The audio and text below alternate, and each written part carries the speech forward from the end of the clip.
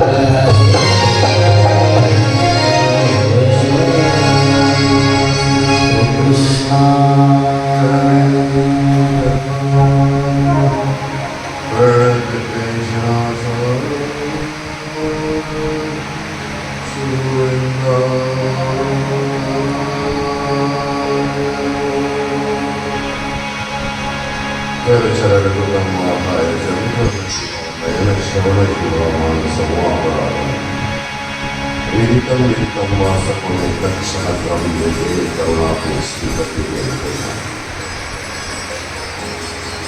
धर्मस्वरूपे आनंदस्वरूपे चित्तन स्वरूप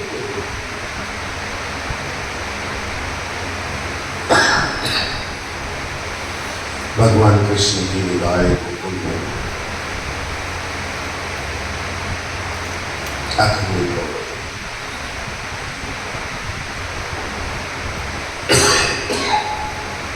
गोकुल के वासी भगवान कृष्ण के सन्निधान में अनेक आपत्तियों का सामना करते हुए कंस के अत्याचार को सहन कर रहे हैं, लेकिन जिसका रक्षक प्रभु है उसको कहते हैं उसका फल न मिलेगा।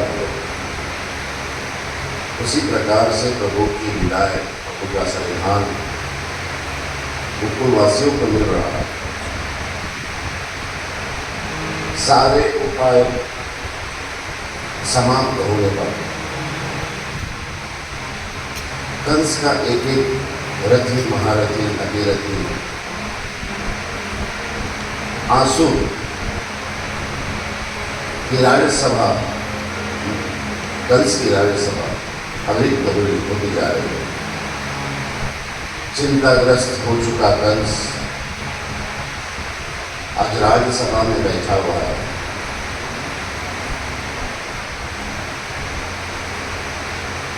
अब कहता है ऐसा कोई नहीं है जो 10 वर्ष के बालक को वध सके,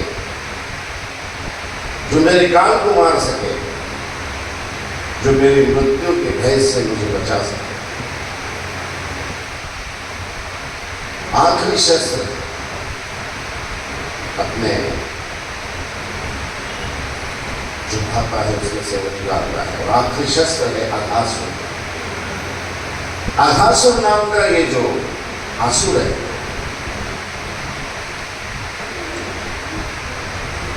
ये त्रेता युग से है। त्रेता युग में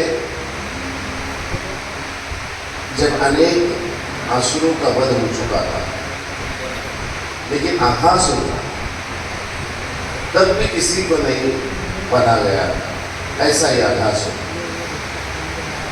कंस के दरबार में है। अघासुर एक अजगर का स्वरूप, अजगर का रूप है। उसके नहीं मरने का कारण भी यही था कि वो दत्तात्रेय महाराज जी का सेवक था। अघासुर को आज्ञा करता है कंस, जाओ तुम जाकर उस काल को समाप्त करो। अघासुर मथुरा से निकलते हैं गोकुल की ओर, जमुना तट पर आकर वहां रुकते हैं। इतना विशालकाय स्वरूप है अघासुर का, पता ही नहीं चला ये अघासुर है या वहां के पर्वत है, वहां की नदी है। इतना विशाल स्वरूप अघासुर है।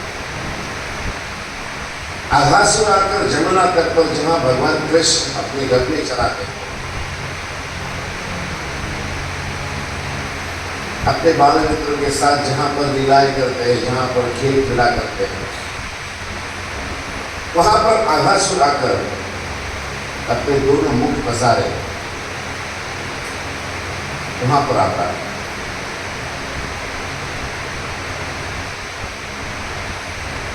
उसकी ये समझ थी कि मैं जब वहां पर जाऊंगा तो जैसे ही गोकुल के जितनी गाय गौरे हैं, गोकुल के जितने भी ग्वाले हैं, जब मेरे मुख में प्रवेश कर लेंगे तो मैं उन्हें मेरा मुख बंद करके उन्हें समाप्त कर दूंगा। मेन उद्देश्य तो भगवान कृष्ण को समाप्त करना। प्रातः का समय है, प्रभात काल है। भगवान कृष्ण नित्य कुत्ते की भांति वहां से अपने गोकुल से निकलते हैं डोंगे लेकर।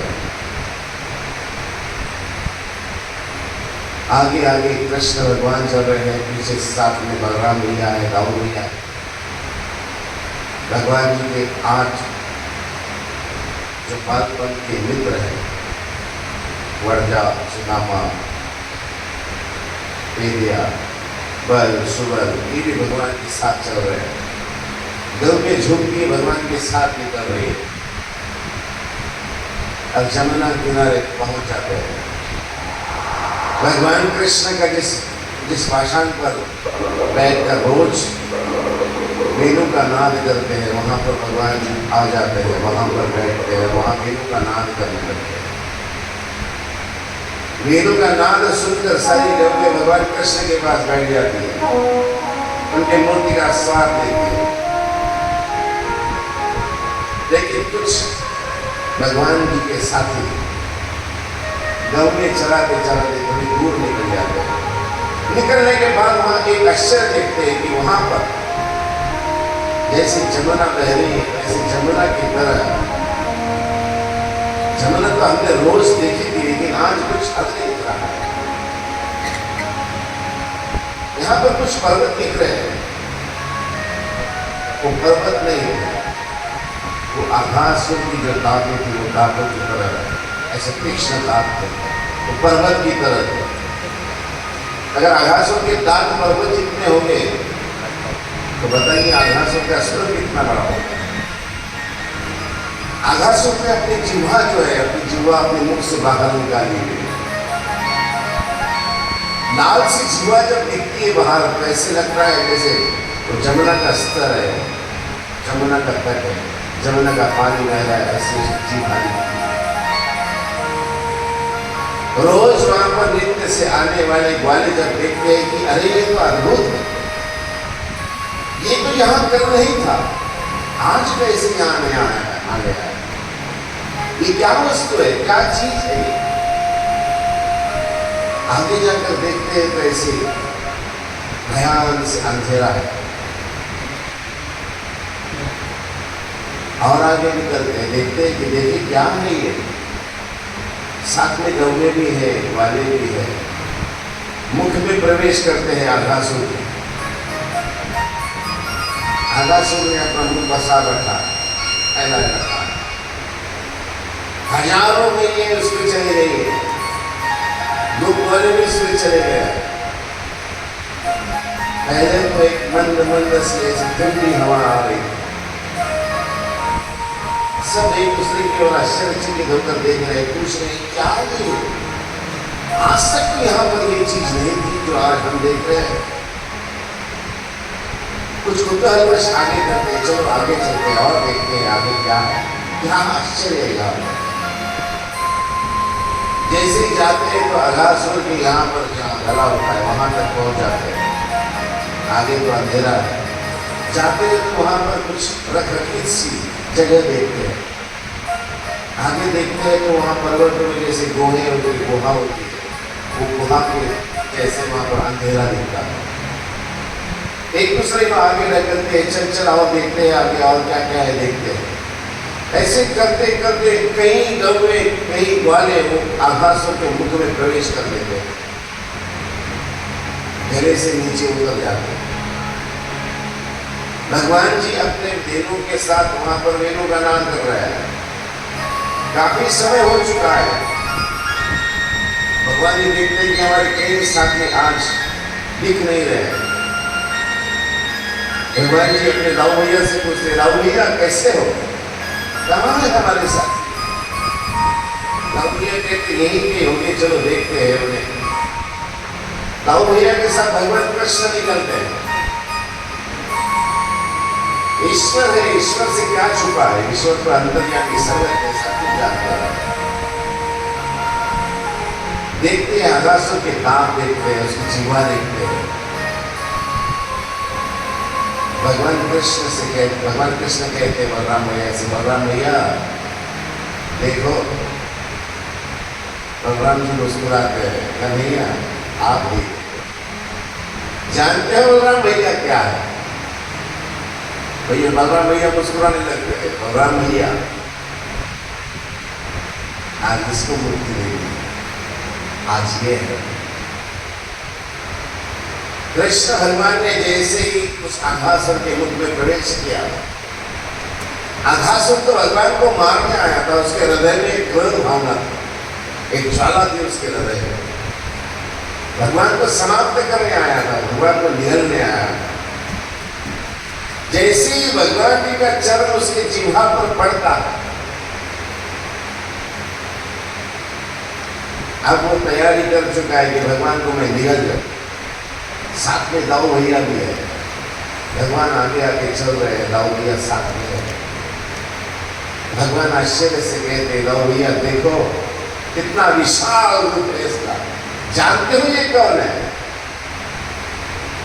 दाऊ भैया कहते नहीं, मैं नहीं जानता। दाऊ भैया ये दत्तात्रेय प्रभु जी का सेवक है, अघासुर है, आज हमें मारने आया है। भगवान साथ में निकलते हैं, जीवा में जैसे उसके प्रवेश करते हैं, उसके जीवा पर पैर रखते हैं, मंद मंद से बहरी हवा, वो खुश हो जाता है दिल में कि आज जो जिस कार्य से मैं यहाँ आया वो कार्य मेरा पूर्ण हो जाएगा। भगवान चलने लगते हैं उसके जीवा पर, बलराम भैया साथ में। भगवान जी कहते हैं बलराम भैया आप यहाँ पर कि आप रुक जाइए, आप बाहर रुकिए। भगवान जी बलराम भैया को रुका देते हैं और आगे भगवान अकेले स्वयं आगे निकलते। जैसे जैसे अकेले आगे निकल रहे भगवान कृष्ण, क्रोधायमान हो चुका वो अघासुर, मन में बड़ा प्रसन्न हो रहा है, लेकिन हृदय में ज्वाला है उसके। भगवान जी उसके जिह्वा से आगे निकलते हैं, उसके गले तक पहुंचते हैं। अब उसे लगता है कि मैं अपना जबड़ा जो है अपना जबड़ा बंद कर दूं और भगवान जी को निगल जाऊं। जैसे ही भगवान उसके गले के पास पहुंचते हैं तो अपनी मूर्ति को विशाल बनाना शुरू करते हैं। विशाल स्वरूप भगवान का वहां पर होता है।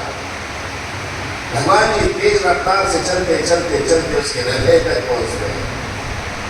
हृदय में वो आज आग लेकर ज्वाला लेकर आया था भगवान जी को समाप्त करने के लिए, लेकिन जैसे ही भगवान जी के चरण उसके हृदय में पड़ते हैं, भगवान जी के श्री चरण हृदय में जैसे ही पड़ते हैं, उसका जितना भी क्रोध था वो क्रोध शांत हो चुका, धन्यता पा गया वो। कई वर्षों से मैंने इस अघासुर, इस सर्प योनि में, अजगर योनि में मैंने दुख निकाले। भगवान जी के सिर चरण पड़ते ही उसे लगा कि बस आज मेरा उद्धार हो गया, अपना जितना भी क्रोध था वो क्रोध भूल गया। भगवान जी ने श्री चरण उसके हृदय में रखे और अपनी मूर्ति को विशाल करते हैं। इतना भी विशाल अपनी मूर्ति को बनाया भगवान जी ने कि भगवान ने दोनों हाथों से उसका जो ऊपर वाला जबड़ा था उसको पूर्ण से फाड़ कर नीचे गिरा दिया। जैसे उसका जबड़ा फटा, अघासुर की प्राण ज्योत निकली और वो प्राण ज्योत भगवान के सामने प्रकट होती है। प्रभु धन्य हो गया मेरा जीवन, आपके चरणों का, श्री चरणों का स्पर्श हुआ है, इस दुख रूप योनि से मैं मुक्त हो चुका हूं, धन्य हो गया। अघासुर की जो प्राण ज्योत होती है, पूरा प्राण ज्योत भगवान के श्री चरण में वहां पर समाविष्ट हो जाती है। मुक्ति दी भगवान ने उसको, मुक्ति इस दुख रूप योनि से। लेकिन अघासुर के पेट में गए में जितने गोप वाले थे, जिनको अघासुर ने निगल चुका था, बेहोश अवस्था में, जैसी अघासुर का जबड़ा फटा, उन्हें खुली सांस मिली, सूर्य का प्रकाश मिला, जागृत किया भगवान ने उनको। जब जागे होते हैं तो देखते कि सब तरफ खूनी खून बह रहा है। जैसे जमुना का जल स्तर बहता था, पानी बहता था, वैसे आज अघासुर का खून बह रहा है। जागे हो चुके जब वाले देखते हैं कि हमें क्या थे, हम कहाँ थे, हम कहाँ आ चुके हैं, आश्चर्यचकित होते हैं। हे प्रभु, अगाध आपकी लीला है, आज तो हमारा जीवन ही समाप्त हो चुका था, और ईश्वर की लीला है। आज हमें पुनर्जन्म हुआ है, हमारे पालनहार ने हमें फिर से बचाया है, धन्यता पाते हैं। उद्धार करो भगवान, तुम्हारी शरण पड़े, शरण पड़े, शरण पड़े, शरण पड़े, शरण पड़े। उद्धार करो भगवान, तुम्हारी शरण पड़े, उद्धार करो भगवान, तुम्हारी शरण पड़े, शरण पड़े, शरण पड़े, शरण पड़े, शरण पड़े। उद्धार करो भगवान, तुम्हारी शरण पड़े, उद्धार करो भगवान, तुम्हारी शरण पड़े, उद्धार करो भगवान, तुम्हारी शरण पड़े।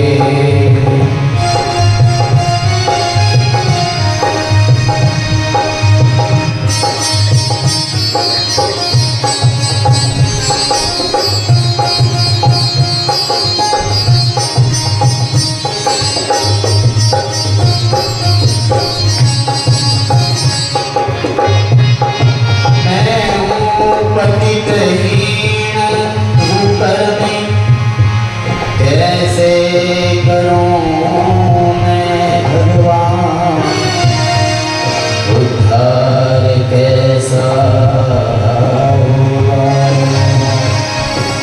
जहाँ से हो कल्याण। वेशा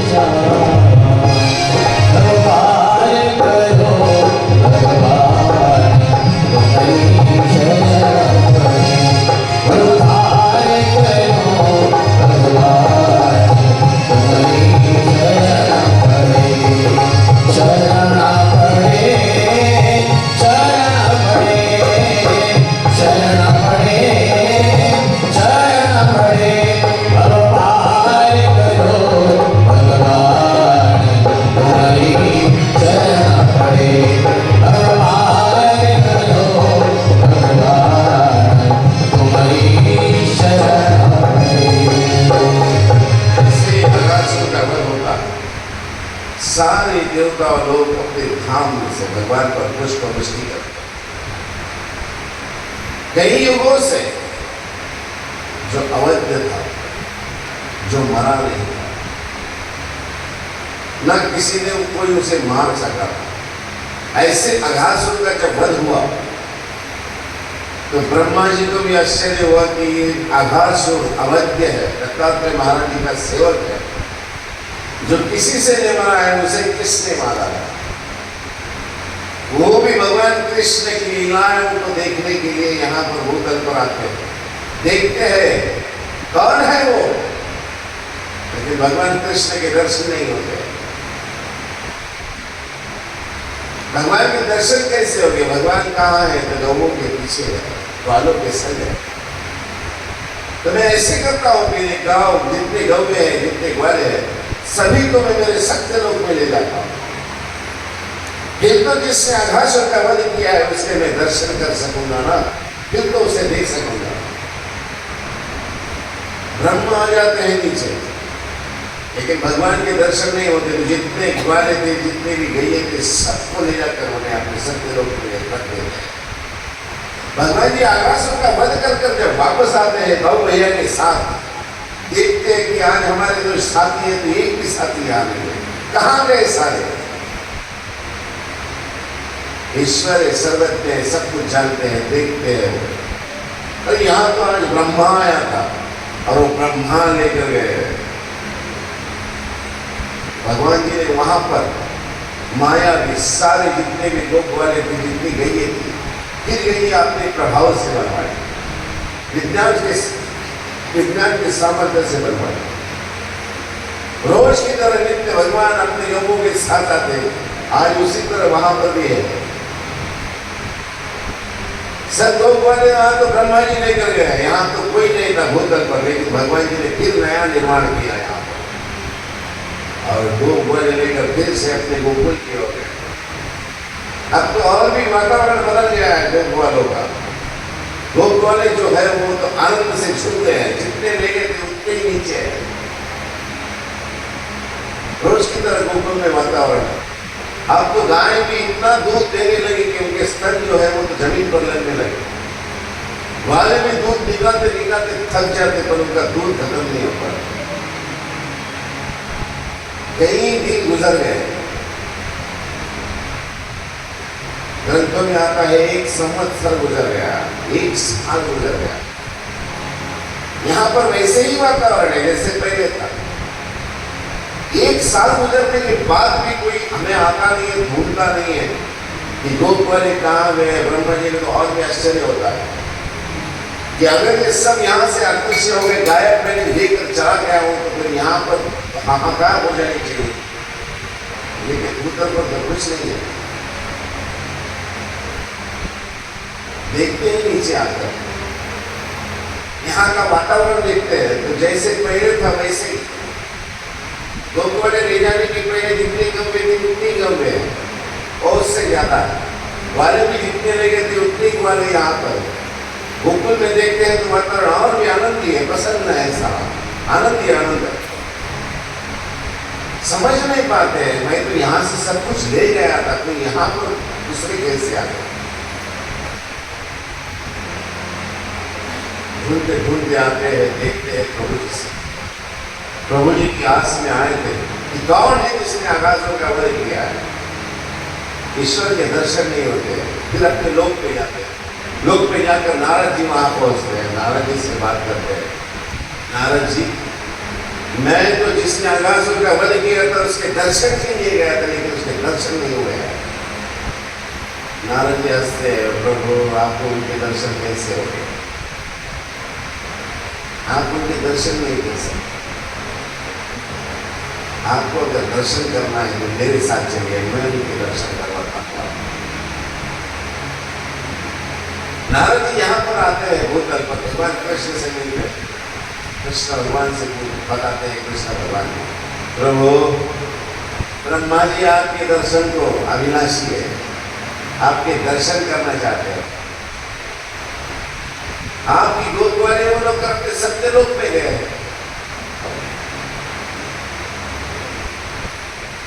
यहाँ तो हाहाकार हो जानी चाहिए था, लेकिन यहाँ तो आपके सामर्थ्य से, आपकी कृपा से फिर यहाँ पर वैसे ही वातावरण है जैसे पूर्व में।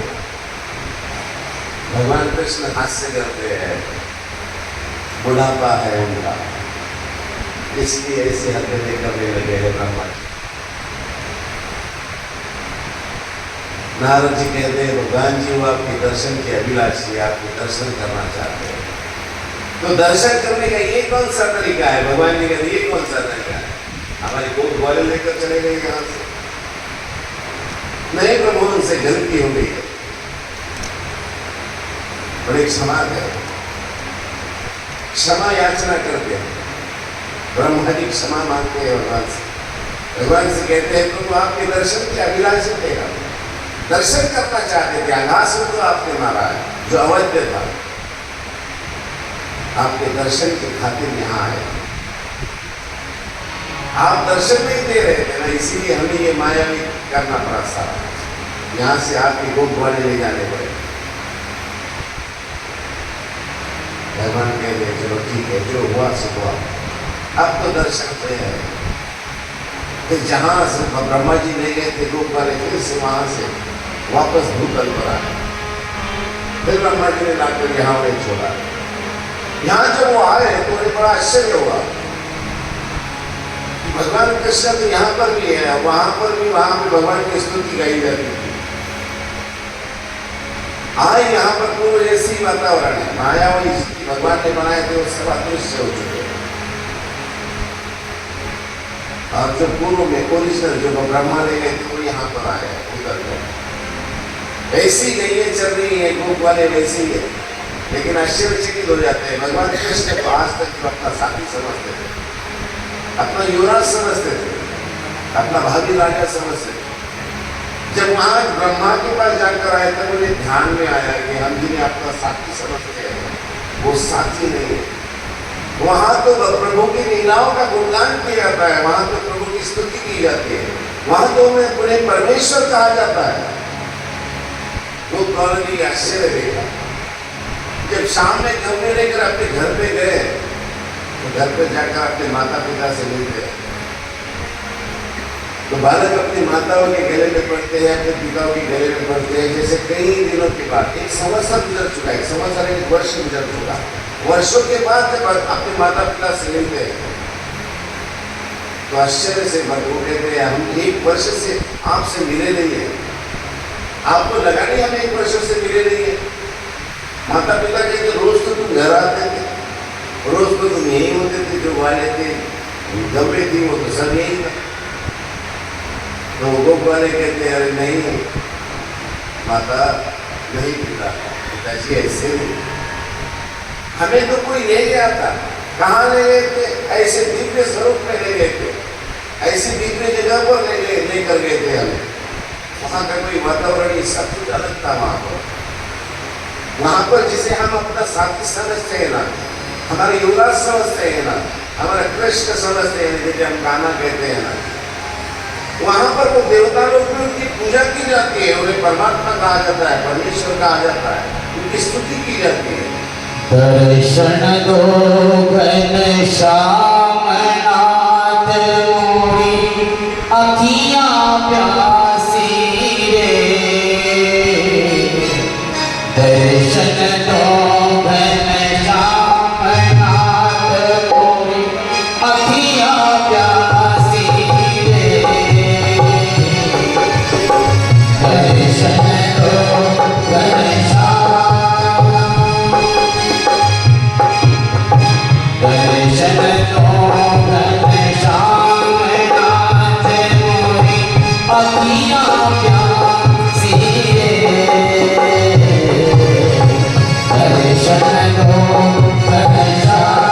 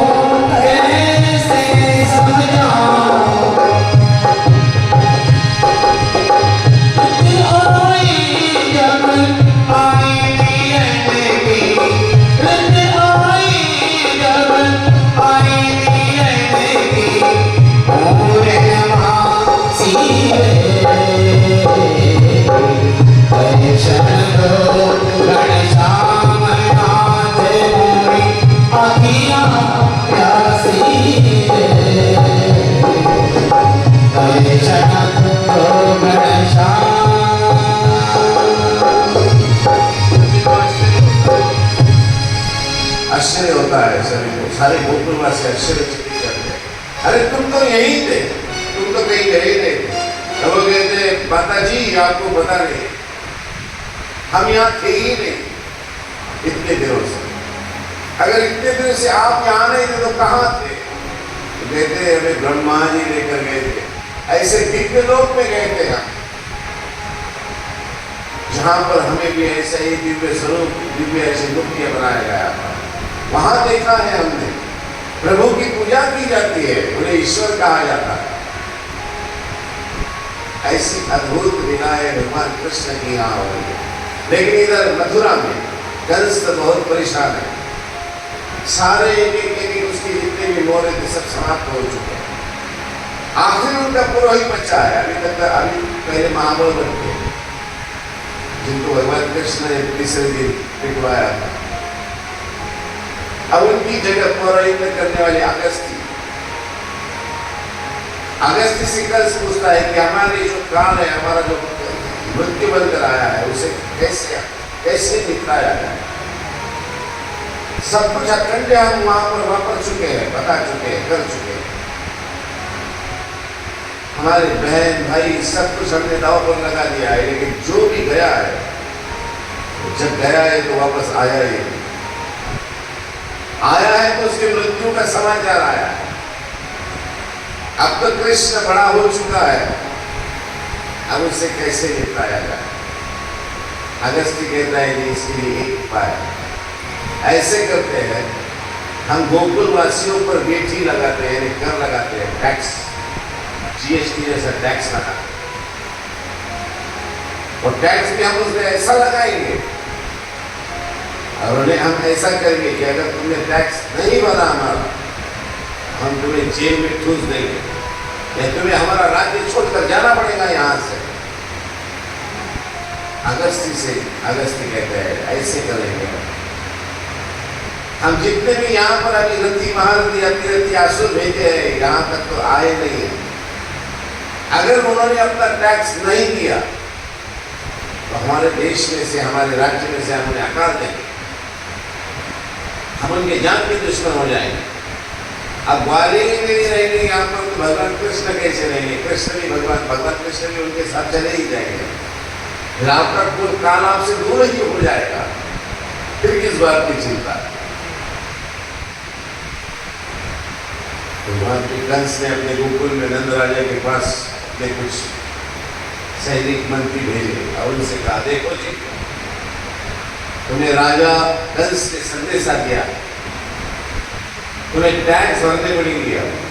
कैसी टैक्स? तो कोहले, मराठी में कहते कोहले होते, तो घर के बाहर बांधे जाते बल। वो बल छोटा सा होता है, इतना सा,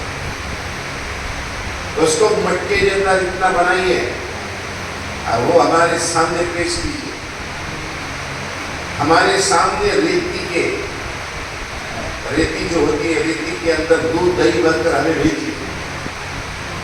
रेती का कई बर्तन बनता है, कई बनता है, उसमें दूध दही रखा जा सकता है, नहीं रखा जा सकता। मटके के अंदर कोहड़ा डालना है, एक फल डालना है, इतना बड़ा कोहड़ा होता ही नहीं। सब भयभीत हो जाते हैं गोकुलवासी की, अब कैसे होगा।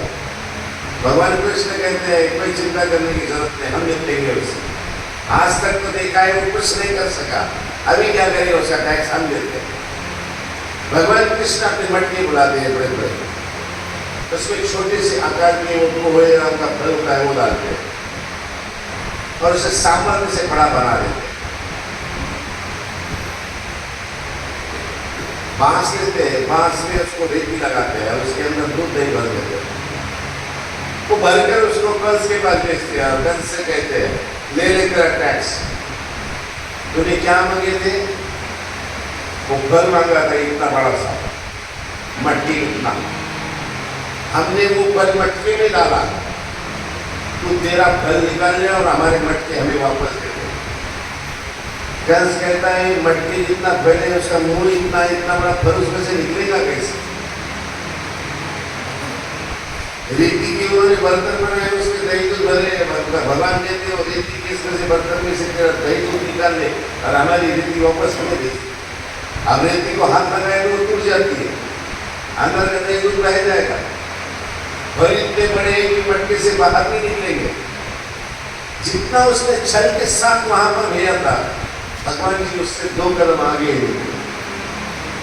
इतना करने के बाद भी जब भगवान को वहां से या गोकुलवासियों को वहां से भगा नहीं सका, फिर अगस्त्य से पूछता है कि तुम्हारी दोनों चालें भी व्यर्थ गई। अब बताइए आप कृष्ण को वहां से कैसे भगाएगा? वो कहते हैं कि अब अभी एक तीसरा पर्याय है मेरे पास। कुटिल लोग होते हैं, कुटिल गाँव होते हैं, कुटिल विचार होते हैं। अगस्त्य कोई अच्छा आदमी थोड़ी था। कंस का अगर मंत्री था तो कंस के राज में कंस का दुष्ट का अन्न खाने वाला, दुष्ट जैसी उसकी मति, दुष्ट जैसी उसकी बुद्धि। उसने कहा कि ऐसा करो भगवान कंस जी, तुम गोकुलवासियों पे और एक टैक्स लगाओ। उनको कहो हमें हवा का भारा बांध कर दो। भारा समझते, गठड़ा। हवा जो कहीं टिकती नहीं है तो उसको कैसा भारा बांधा जाएगा? उसका गठड़ा कैसा बांधेगा? उसकी गठान कैसी बंधी जाएगी हवा की? हवा को कोई पकड़ सका? हवा तो आसपास अपने पास भी है, लेकिन उसकी गठान बांधी रहती है, बन सकते हैं उसका। कंस वहां पर कहता है कि जाओ गोकुलवासियों को कि हमें पवन की गठड़े बांध कर दो, हवा की गठड़े बांध कर दो। सब आश्चर्यचकित हो जाते हैं और फिर कहते हैं देखो अगर इन्होंने टैक्स नहीं दिया तो हमारे राज्य से निकल जाओ। कंस से कौन झगड़ा मोल ले उससे, दुष्ट से। नंद बाबा फिर ऐसी अवस्था में आगे क्या कैसे करें? एक ही उपाय है वहां पर, भगवान कृष्ण है। भगवान कृष्ण कहते हैं कोई बात नहीं, इसको अगर पवन के भारे बांध कर देना ही है, गठड़े बांध कर देना है, हम देंगे। भगवान जी गोवर्धन पर जाते हैं, वहां पर एक सर्प होता है जिसका नाम है कर्कोटक। भगवान जी उससे बुलाते हैं, कर्कोटक तुम्हें एक काम करना है हमारा। प्रभु जी कहिए, तुम मथुरा में जाओ और कंस ने हमसे पवन की भारा मांगा है, गठड़ा मांगा है, हवा की गठड़ी मांगे, उसे ले आओ। वो जो कर्कटक नाम का आजकल का सर्प था वहां पर मथुरा में जाता है, ईश्वर की आज्ञा।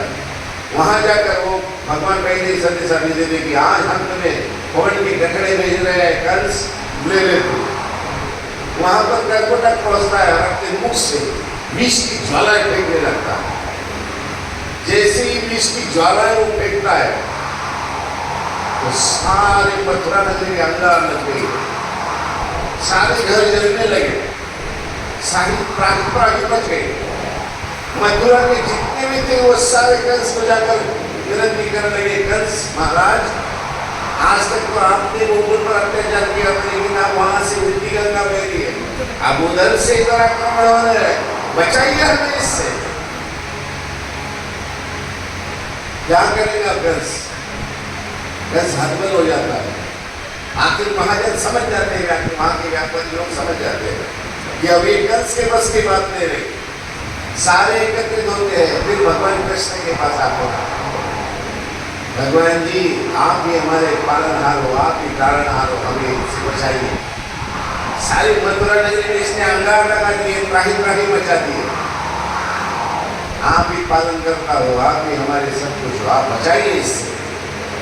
भगवान कृष्ण कहते हैं जाइए और उस कर्कटक की पूजा कीजिए, उसे क्षमा मांगिए, तब उसकी वो विष की ज्वाला है वो बंद होगी, तब आप मथुरा में रह सकेंगे। मथुरा के जो है वहां पर किला है, वो किला में जो गढ़ है वहां पर तो घर सुरक्षित है, लेकिन जनता का क्या? जनता तो हाय परेशान हो चुकी है। ऐसे भगवान ने कहा वैसे जाते हैं, कर्कटक की पूजा करते, उसे क्षमा मांगते हैं। मूर्ख हो गया हमारा जो है ना राजा, मूर्ख हो गया, पागल हो गया है। क्षमा मांगते हैं कर्कटक से, कर्कटक अपने बीच की ज्वाला है पूरा अंदर ले लेते हैं, वहां से चले जाते। अब उल्टे आक्रमण होने लगे, अब डरने लगा है कंस। जैसे हर तरफ बालक का चेहरा दिखता था तो डर जाता था, जैसे ही कंस हो गया अब मेरा काल नजदीक आ चुका है, अब मैं कुछ नहीं कर सकता, कोई ना रहे, अब कोई नहीं रहा मेरा साथी। अब फिर वो अगस्त्य को पूछते कि अब कैसे किया जाए। अब उसका दिमाग ही काम करना बंद हो चुका है कंस का। अब तो जो कहता है अगस्त्य कहता है वही करने लगे। अगस्त्य ने कहा कि ऐसा करो, कृष्ण भगवान को परास्त करने का एक ही उपाय, एक ही पर्याय है, बोले यहाँ बुलाओ तुम मथुरा में, अब तो वो बड़े हो चुके हैं, और यहाँ पर शिव धनुष्य रखो और शिव धनुष्य उनको उठाने लगाओ। शिव धनुष्य तो ऐसा है कि उसे कोई उठा नहीं सकता, और कृष्ण अगर उठाने की कोशिश करेंगे, बलराम अगर उठाने की कोशिश करेंगे तो वो धनुष उनके आंख पर गिर जाएगा। जैसे उनके आंख पर गिरेगा वो उसके नीचे दर्द पर पूरे खत्म हो जाएगा। अपने को कोई बोल नहीं सके कि इन्होंने बालक का वध किया। अगर ये भी ना हुआ तो कहते हैं कि चलो यहाँ पर चारों और मुश्किल ऐसे योद्धा है यहाँ पर, अगर वो शिव धनुष उठाकर आगे आते हैं तो उनसे मल्लयुद्ध किया जाए, मल्लयुद्ध कर उन्हें परास्त करेंगे। अपने पास तो ऐसे हाथी है जो मदमस्त हस्ती है, वो हाथी के पैरों पर उन्हें दबा देंगे। सारी तैयारी करके अब उन्हें बुलाओ। अगस्त ने जब कहा तो भगवान कंस ने उद्धव जी को बुलाया, अक्रूर जी को बुलाया, कृतवर्मा जी को बुलाया और कहा कि देखो तुम तो उस बालक के नंद बाबा के रिश्तेदार हो, तुम में से कोई एक जाओ, उद्धव जी आप जाइए और लेकर आइए उस कृष्ण को और उसके भाई बलराम को। उद्धव जी ने कहा कि महाराज मेरा तो उनसे रिश्तेदारी का मामला। उद्धव जी जानते कौन है?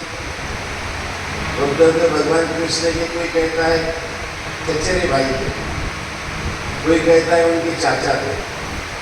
मैंने कथा शुरुआत करने के पहले आपको सुनाया, सूरसेन राजा ने 12 अपने अलग अलग कुप्पों को, यादवों के कुप्पों को एकत्रित कर अपना राज्य निर्माण किया,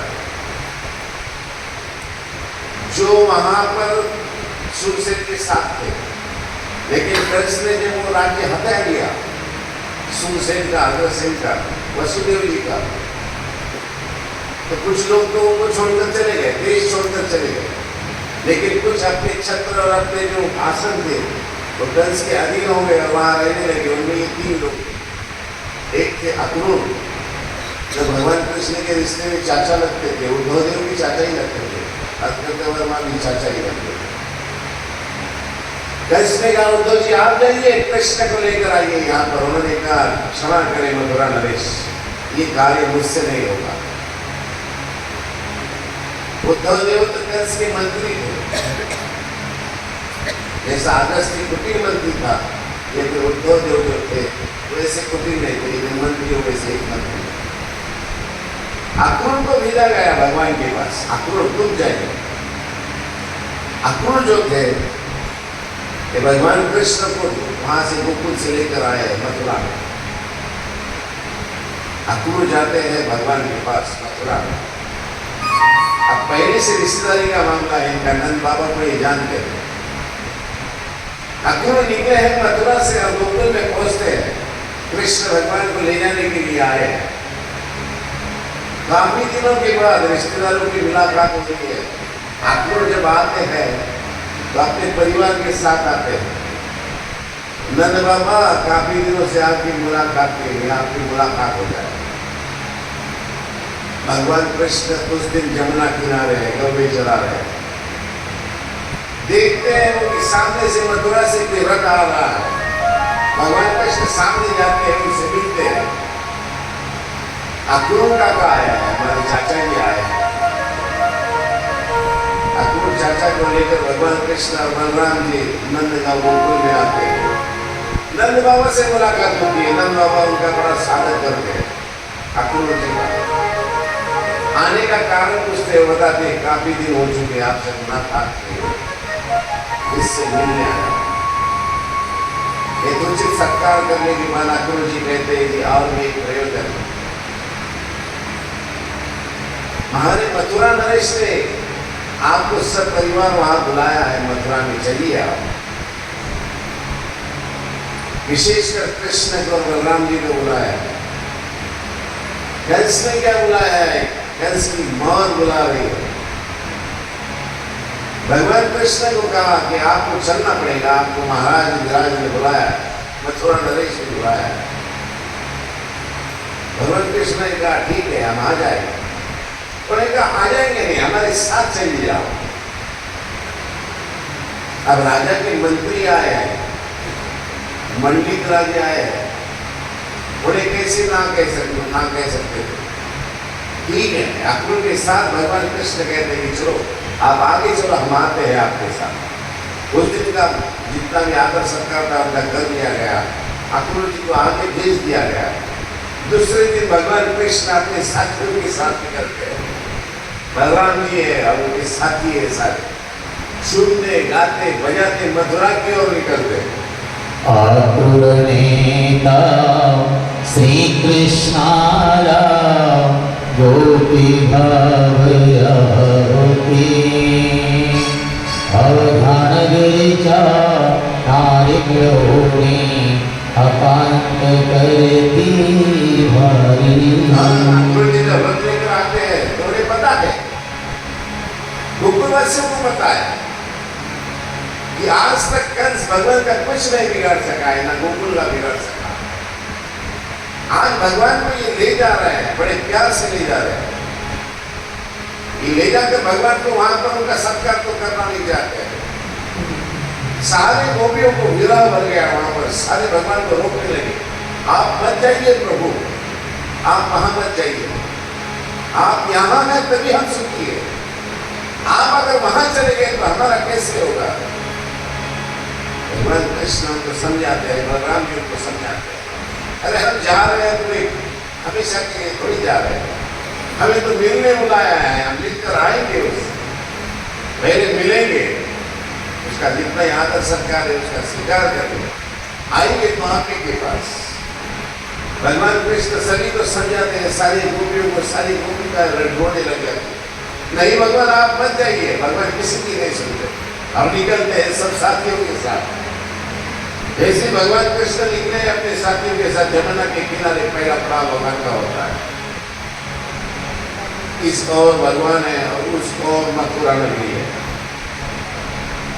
मथुरा नगरी पर यमुना के जल पर भगवान जी का स्नान वगैरह होता है। देखते हैं वहां पर उस तट पर कोई कपड़े धोने वाला है, वहां पर कपड़े धो रहा है। अब ये सारे जितने थे गोकुल के रहवासी वाले थे, कमर में एक अपना वस्त्र होता था, सर पर एक वस्त्र बंधा होता था सादा सा।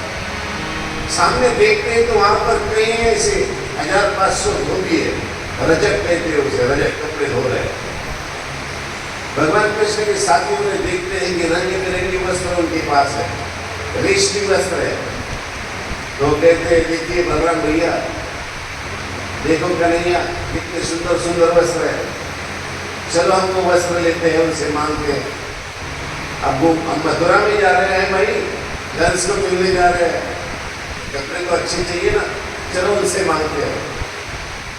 कृष्ण भगवान के साथ सारे अपने जितने भी गोपी थे वहां पर गए। उस रजत को कहा भैया ये वस्त्र तो किसके है ये? उसने कहा ये ग्रामीण भाग से आए हुए बच्चों, तुम्हें क्या करना है, चलो निकलो यहाँ से। जानते हैं ये किसके वस्त्र है? ये मथुरा नरेश कंस के वस्त्र है। मैंने कहा हमें पहनने के लिए दो। पहनने के लिए दो, अरे तुम्हें हाथ लगाने की जरूरत नहीं, चलो निकलो यहाँ से। उसने अपने साथियों से कहा भगाओ इन बच्चों को। उनके साथी जो रजक थे, जो व्यक्ति थे, जो धोबी थे, उन्होंने लकड़ियाँ ली और वो उनके पीछे लगे, भगाने लगे उनको, भगवान कृष्ण के साथी को। जब भगवान कृष्ण ने देखा कि मेरे साथियों को ये वस्त्र नहीं दे रहा है, काठी से लकड़ी से मार रहा है, भगवान कृष्ण को जो गुस्सा आया, भगवान कृष्ण ने ऐसा लाफा लगाया उसको, जो मुख्य था उसका महाबल को, ऐसा लाफा लगाया कि उसका जो सिर था वो चुप कर उड़ा तो सीधा मथुरा की नगरी में जाता। भगवान को कितना अभिमान होता है अपने दोस्तों का, अपने यारों का, अपने भक्तों का। देखिए भगवान ने एक लगाया उसको तमाचा, उसका सर ही उड़ गया। इतनी ताकत भी भगवान के हाथ में थे। सारे जितने वस्त्र थे वो उसके सारी लूट लिए।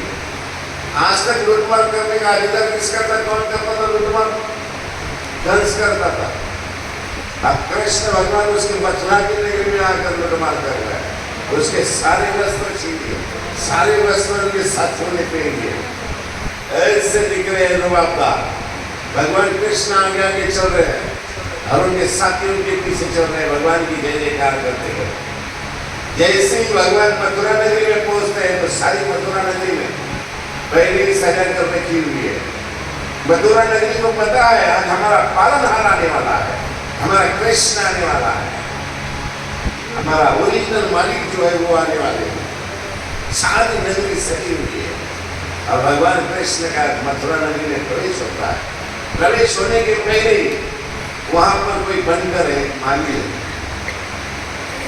जो रोज फूलों की माला बनाता था अपने 100 साथियों 1000 साथियों के साथ, और भगवान को कंस की जो नगरी थी जो किला था उसको सजाता।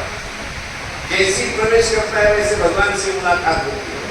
भगवान उसे रुकाते, रुक जा बनकर, कहाँ जा रहा है? उसने कहा कहाँ जा रहा हूँ प्रभु, आप ही की सेवा में आ रहा हूँ, आप ही की सेवा में आ रहा हूँ। आज तक तो दुष्ट पापी की सेवा की, लेकिन आज सच में जिसकी सेवा करने के लिए मैंने जन्म दिया, आज उसकी सेवा में आया हूँ। अच्छा सा बना हुआ हार भगवान के लिए, वो अपने जो कंस के लिए ले जाता था वो हार भगवान को पहनाता है, भगवान के चरणों में साष्टांग प्रणाम करता है। इस प्रकार से भगवान का मथुरा नगरी में स्वागत हुआ है।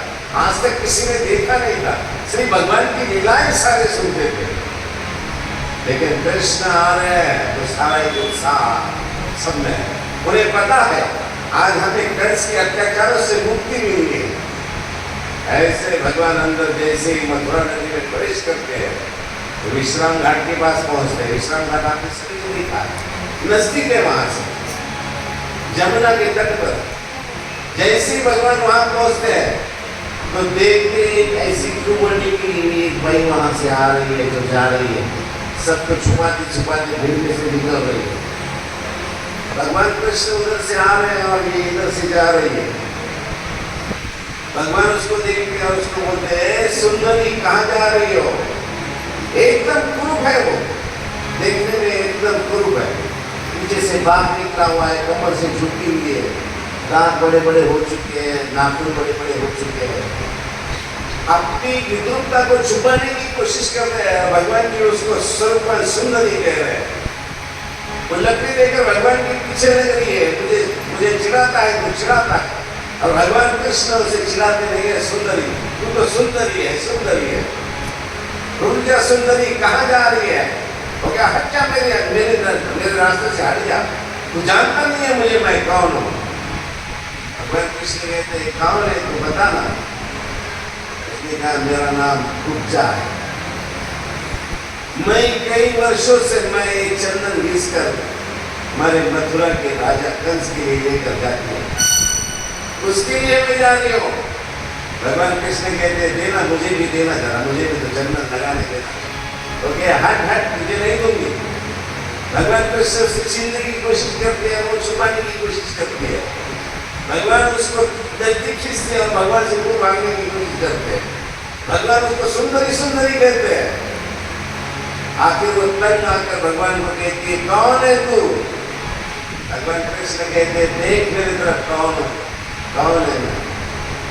भगवान की तरफ कैसी देखती है तो भगवान अपने पैर का अंगूठा उसके पैर पे रखते हैं और अपने हाथ से उसकी जो गाड़ी है वो पकड़ते हैं और ऐसे उठाते। वो भगवान की तरफ देख नहीं सकती ना, बाप जो निकला हुआ। भगवान ने उसको पैर उसके अंगूठे पे अंगूठा रखा, उसके अपने हाथ से उसकी चूड़ी पर और उसको ऐसे किया, देख कौन हूँ मैं करके ऐसा ऊपर किया तो ऐसे जैसा बाप था उसका भाग निकल गया और वो सीधी सी खड़े हो गए। ऐसे सीधी सी खड़े हो गए, उसने भगवान कृष्ण के स्वरूप को देखा तो धन्य हो गई, कहा मैंने धन्य हो गई, जिसके लिए इतने वर्षों तक मैंने तपस्या की।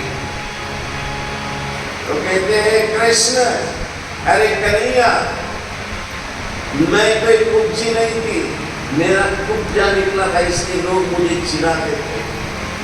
मेरा नाम तो भक्तिरंजी का है।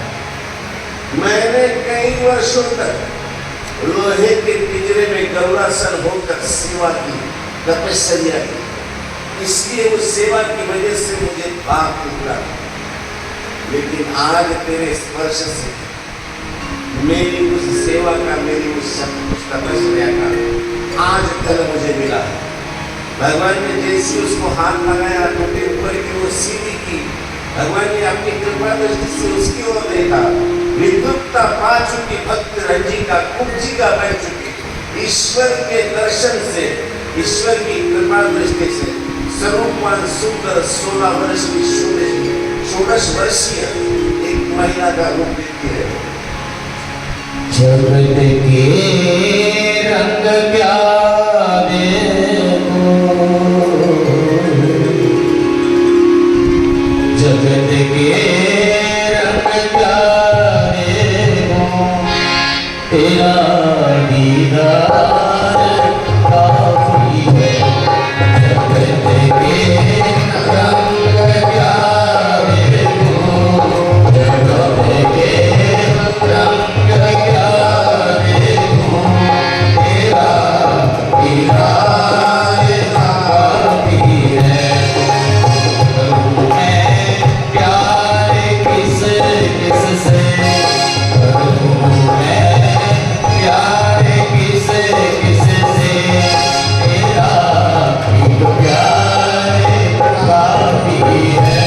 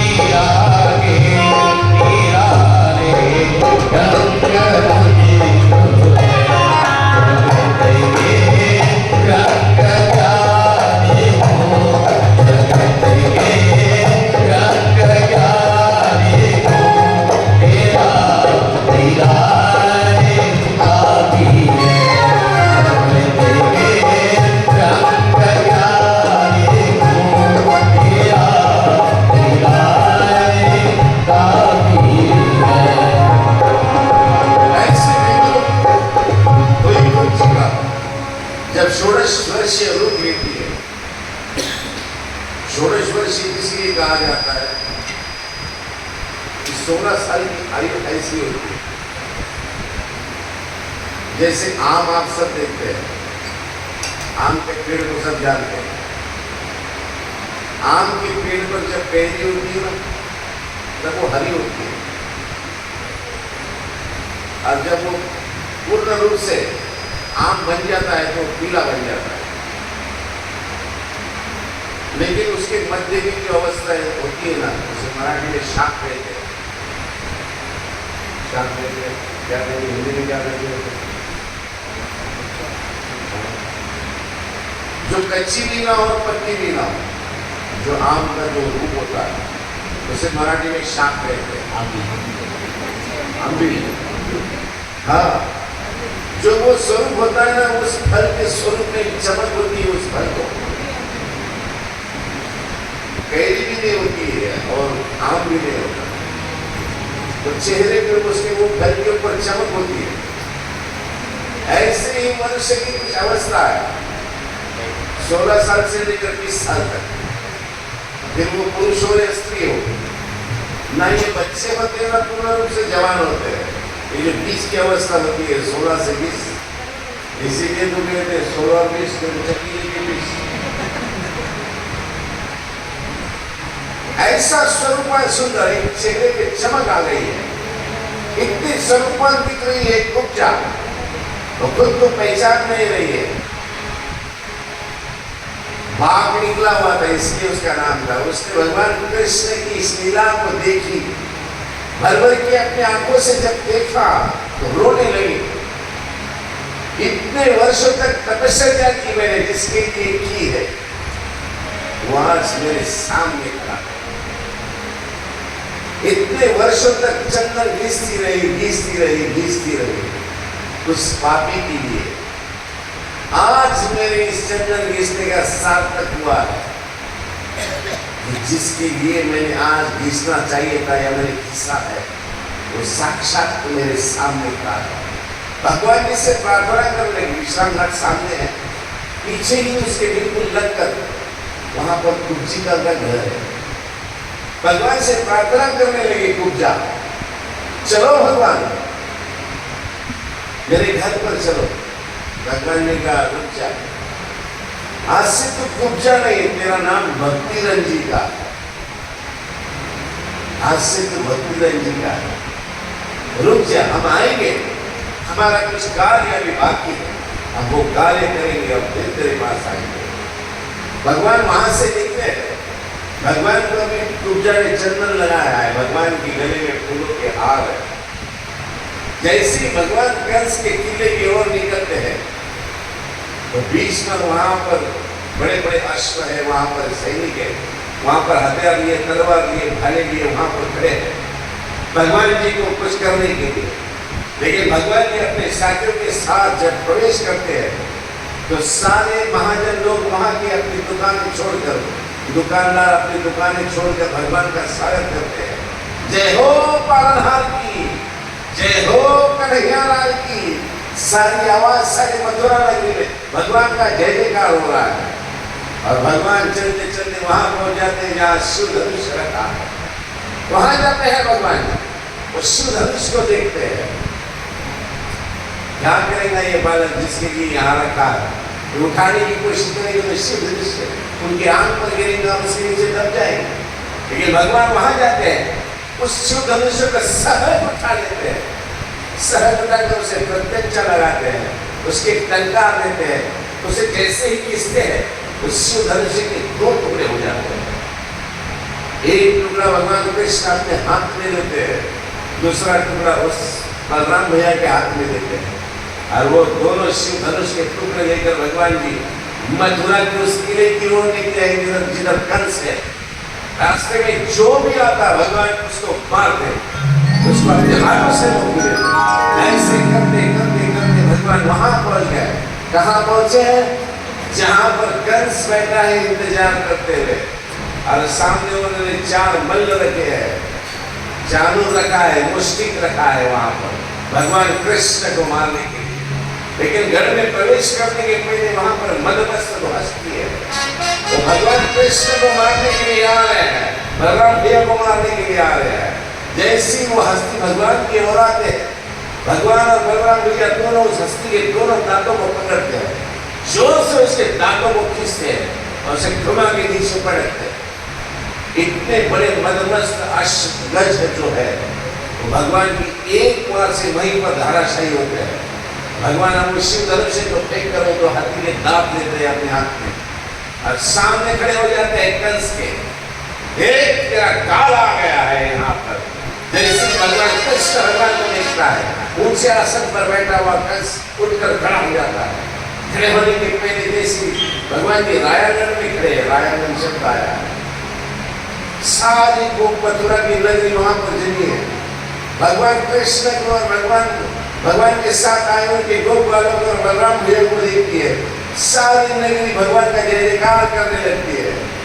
वहां पर हमारे मराठी में एक ऐसा श्लोक आया है, रंगी कुभार मुरारी सकल पुर चली, देखिला केत नारी कंदर पुकार वैरी, शिशुवत पितरी ईश सोई समस्ती, भक्ता सात्मा रूपवर रूपती, ज्ञानिया ज्ञान मूर्ति विद्यावंता प्रयुक्ति, पुरुष नीति गौर जाता से लेना। भगवान कृष्ण का वो बाल रूप 16 साल की आयु में भगवान जब उस प्रवेश द्वार में खड़े हैं, सारी मथुरा नगरी भगवान की ओर देखती है, भगवान का जय जयकार करती है।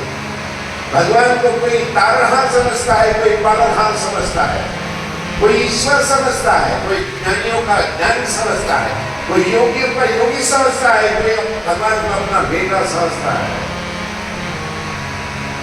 बड़ा बढ़िया एकदम एक श्लोक महाभारत में उसने कहा,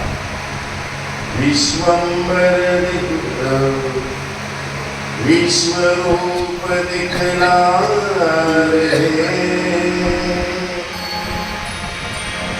विश्वम्बर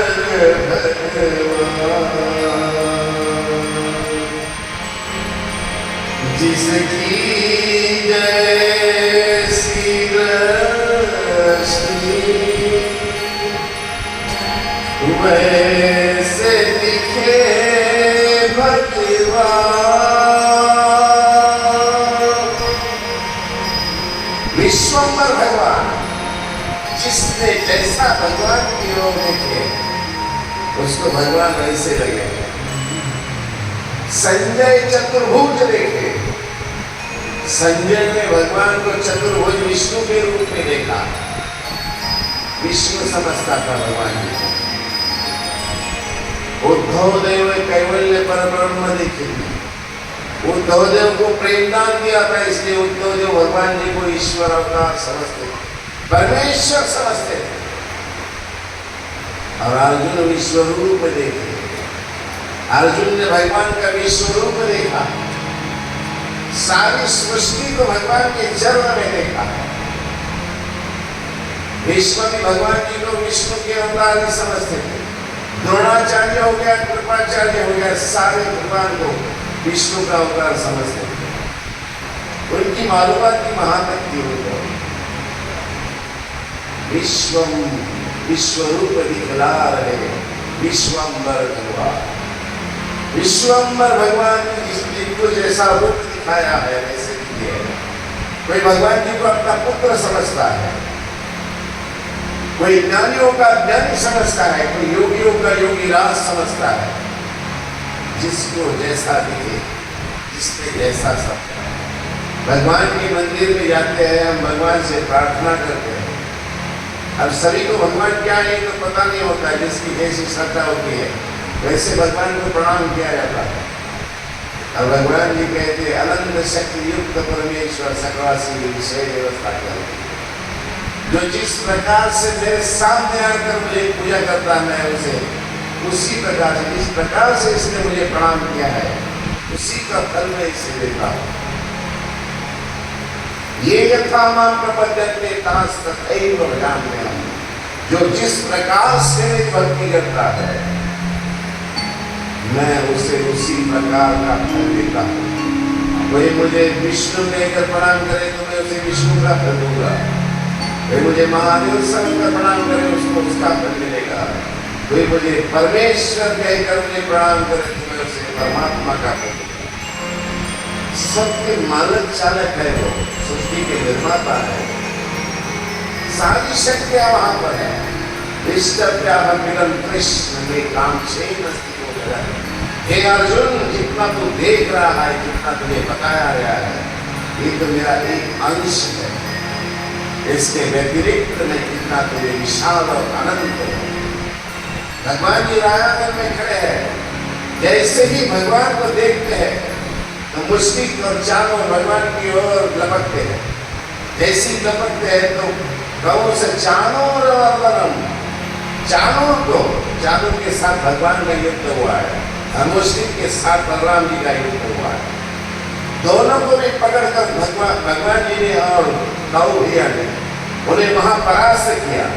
जैसे उन्हें परास्त करते हैं, कंस तो डर गया, भागने की कोशिश कर रहा है।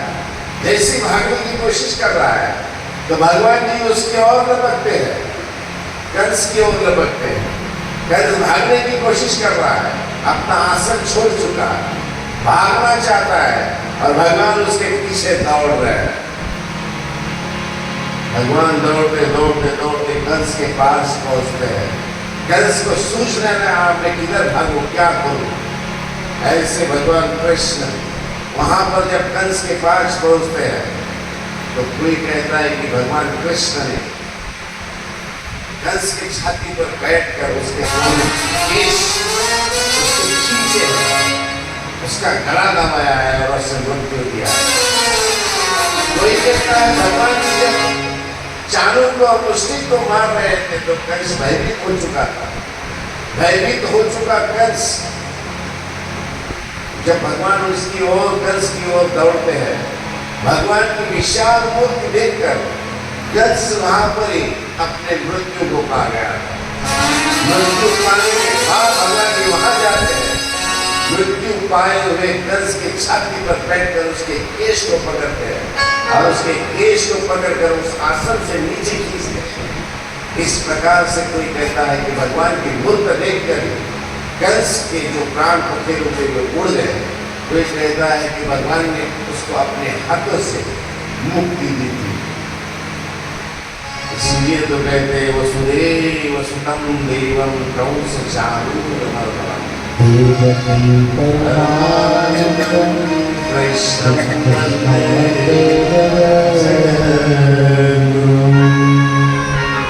ईश्वर के हाथों से मृत्यु आने के लिए भी अपना भाग्य रखता। भगवान ने कंस को मारा है, अत्याचार से सबको मुक्त किया और अपने हाथों से कंस को मुक्ति दी है। अजरामर नाम कर चुका है कंस। जब जब भी भगवान का नाम लिया जाएगा कंस का नाम लिया जाता है। अच्छे नाम से नहीं लिया जाता है। उसने जो अत्याचार किए इस नाम से लिया जाता है कि अत्याचार की मर्यादा कहाँ तक होती है। हम कहते हैं वो आदमी बुरा है, इतना बुरा है, अरे इतना बुरा नहीं, अभी तो और भी बुरा होना बाकी है। तो बुरा होते होते होते यहाँ तक पहुँचता है कि ईश्वर तक बुरा पहुँच जाता है। ईश्वर तक बुरा करने की बात करता है, ईश्वर तक बुरा करता है। एक तो जिंदगी में आए तो ऐसे अच्छे कर्म करो कि ईश्वर की प्रसन्नता हमें मिल जाए। या तो बुरे बनना हो तो इतने बुरे बनो कि हमें कंस बनना पड़े और हमें मारने के लिए प्रभु को अवतार लेना पड़े। इतने तो हम बुरे बन नहीं सकते। हाँ, अच्छा बनना जरूर जरूर हमारे हाथ में है। अगर अच्छा बनना हमारे हाथ में है और प्रभु को हमारा बनाना अपने हाथ में है तो हम उस वाम मार्ग की ओर जाए ही क्यों, जिस ओर कंस गए आंसू गए। सच्चाई की और नेकी के मार्ग में और ईश्वर की ओर चलने वाले मार्ग में जितनी शांति है, सुख है, समाधान है, शायद और कोई मार्ग मिले। इसीलिए भक्ति करो, पूजा करो, भगवान के नाम का स्मरण करो, भगवान को अपने वश में करो। भगवान को भी अपने वश में इतना करो, इतना करो, इतना करो कि मैं भगवान को पुकारूं और भगवान द्वारिका छोड़ के मुझ तक पहुंचे। तुम हमारे पांडवों ने भगवान को अपना बनाया, द्रौपदी ने भगवान को अपना बनाया है। इतना भी अपना बनाया है कि जब वहां पर चौसर का खेल हो रहा है, सब तरफ देखा द्रौपदी ने, सबको पुकारा है, सबको पुकारा है। पितामह देखिए, गुराचार्य देखिए, गुरु द्रोण देखिए, धृतराष्ट्र देखिए, सब तरफ देखा, अपने पतियों की तरफ भी देखा। कोई नहीं आया इस द्रौपदी की सहायता के लिए। जब सबकी ओर देखकर हताश हो चुकी द्रौपदी, जब कोई मार्ग नहीं दिखा, तब एक ही मार्ग था, वो था प्रभु का मार्ग। एक ही थे वो तारणहार, एक ही थे वो पालनहार। शायद इस मतलबी दुनिया को पुकारने के पहले ही अगर भगवान कृष्ण को पुकारते तो मजाल थी जो दुशासन उसके वस्त्र को हाथ लगाए। लेकिन हम स्वार्थ के मारे, मोह के मारे, प्रापंचिक लोगों को जो खुद हदबल है उनको अपना समझते हैं। वो अपने है ही क्या, वो तो अपने दुखों में और अपने व्याधियों में त्रस्त है। एक ही है कि जिन्हें हम पुकारे और वो हमारे पुकार के साथ क्षण में हमारे सामने खड़े हो जाए। लेकिन उसकी श्रद्धा द्रौपदी की श्रद्धालु। जैसे ही द्रौपदी ने आवाज लगाई अभयम कृष्ण कहा, दो बालिका तीसरे बार कहने की जरूरत ही नहीं रही। कृष्ण भगवान द्वारिका से लेकर हस्तिनापुर तक क्षण मात्र में वहां पहुंच गए हैं। और जिस दुशासन ने उस भरी सभा में द्रौपदी के पल्लों को हाथ लगाया था, उसके केश को हाथ लगाया, उसका केश की बाका न कर सका हुआ। भगवान ने इतने वस्त्र चुराए उसको, जितने कि अखंड भारत वर्ष में वस्त्र होते थे, सारे वस्त्र द्रौपदी को बुलवाया। भगवान दुर्लभ नहीं है, भगवान जो बहुत सुलभ है। हम पुकारने में देर करते हैं भगवान को, हमारी ओर से हम सबको अपना समझते हैं। अपना होता ही कौन है? अपना तो कोई नहीं है। यहाँ तो एक प्रभु के सिवाय हमारा कोई नहीं है। और जब हताश हो जाते हैं तो धन प्रभु की ओर देखते हैं, प्रभु अब तुम ही हो, अब तुम ही हो। और जब प्रभु को पुकारते हैं ना, तो कितनी भी बड़ी व्याधि आ जाए, कितनी भी बड़ी संकट आ जाए, उस संकट में से हम सहज उतर सकते हैं। भगवान हमें डराते हैं, भगवान हमें बचाते हैं। इसीलिए दुनिया की आस करने की बजाय हम प्रभु की आस करें, प्रभु के नाम का चिंतन करें, प्रभु के नाम का सिमरन करें। तो इस दुनिया में कोई चीज ऐसी नहीं जो हमें दुर्लभ हो, हर चीज सुलभ हो जाती है। हम करते वही है जो हम चाहते हैं, लेकिन होता वही जो वो चाहता है। इसीलिए आप करें वही जो वो चाहता है, फिर होगा वही जो हम चाहते हैं। गोविंद दामोदर गोपाल माधवा, गोविंद दामोदर